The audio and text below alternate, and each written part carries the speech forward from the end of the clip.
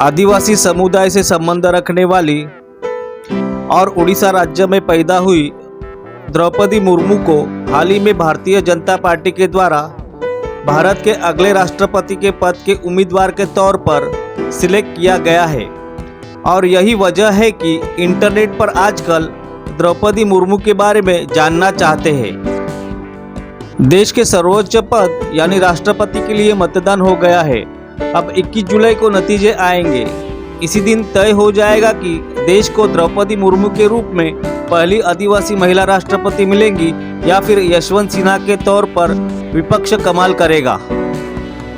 हालांकि आंकड़ों पर नजर डालें तो द्रौपदी मुर्मू की उम्मीदवारी काफी मजबूत मानी जा रही है। मुर्मू करीब 1.5-2 लाख से भी ज्यादा मतों के अंतर से चुनाव जीत सकती है। बेहद गरीब और पिछड़े परिवार से आने वाली मुर्मू की जिंदगी में कई कठिनाइयां रही है। उन्होंने 5 साल के अंदर अपने 2 जवान बेटों और पति को खो दिया। ये तो मुर्मू के संघर्ष की बातें हो गई। आज हम आपको उनकी जिंदगी से जुड़े खूबसूरत पलों के बारे में बताएंगे। मुर्मू की प्रेम कहानी के बारे में बताएंगे।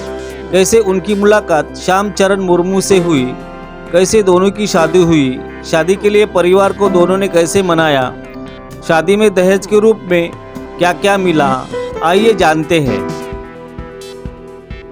द्रौपदी मुर्मू का जन्म 20 जून साल 1958 को उड़ीसा के मयूरभंज जिले के ऊपरबेड़ा गांव में हुआ था।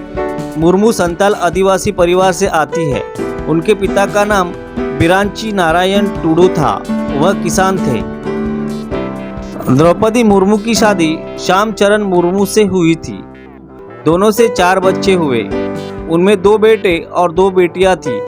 साल 1984 में एक बेटी की मौत हो गई। उसके बाद 2009 में एक और 2013 में दूसरे बेटे की अलग अलग कारणों से मौत हो गई।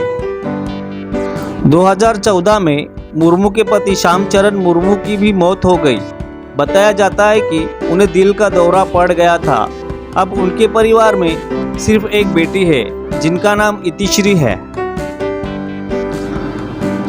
मुर्मू की स्कूली पढ़ाई गांव में हुई। साल 1969 से 1973 तक वह आदिवासी आवासीय विद्यालय में पढ़ी। इसके बाद स्नातक करने के लिए उन्होंने भुवनेश्वर के रामादेवी वुमेन्स कॉलेज में दाखिला ले लिया। मुर्मू अपने गांव की पहली लड़की थी जो स्नातक की पढ़ाई करने के बाद भुवनेश्वर तक पहुंची।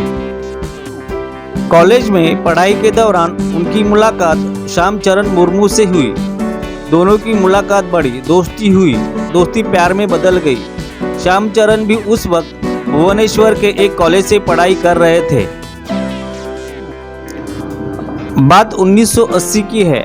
द्रौपदी और श्यामचरण दोनों एक दूसरे को पसंद करने लगे थे। दोनों एक साथ आगे का जीवन व्यतीत करना चाहते थे। परिवार की रजामंदी के लिए श्यामचरण विवाह का प्रस्ताव लेकर द्रौपदी के घर पहुंच गए। श्यामचरण के कुछ रिश्तेदार द्रौपदी के गांव में ही रहते थे। ऐसे में अपनी बात रखने के लिए श्यामचरण अपने चाचा और रिश्तेदारों को लेकर द्रौपदी के घर चले गए थे। तमाम कोशिशों के बावजूद द्रौपदी के पिता बिरंची नारायण टुडू ने इस रिश्ते को लेकर इनकार कर दिया।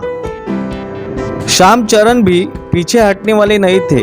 उन्होंने तय कर लिया था कि अगर वह शादी करेंगे तो द्रौपदी से ही करेंगे। द्रौपदी ने भी घर में साफ कह दिया था कि वह श्यामचरण से ही शादी करेंगी।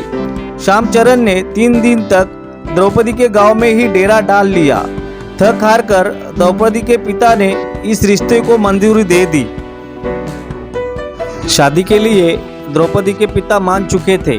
अब श्यामचरण और द्रौपदी के घर वाले दहेज की बातचीत को लेकर बैठे।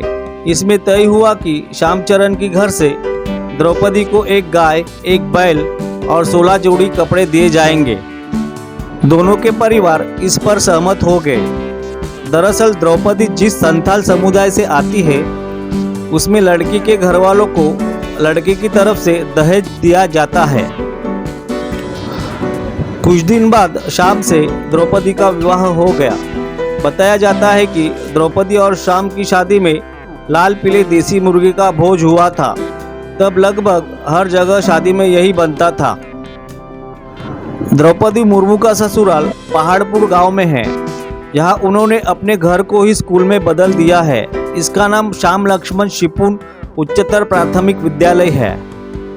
द्रौपदी ने अगस्त 2016 में अपने घर को स्कूल में तब्दील कर दिया था।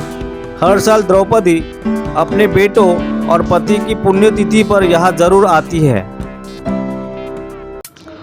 सब्सक्राइब करें, लाइक करें, कमेंट करें और वीडियो पसंद आया तो शेयर करना ना भूलें।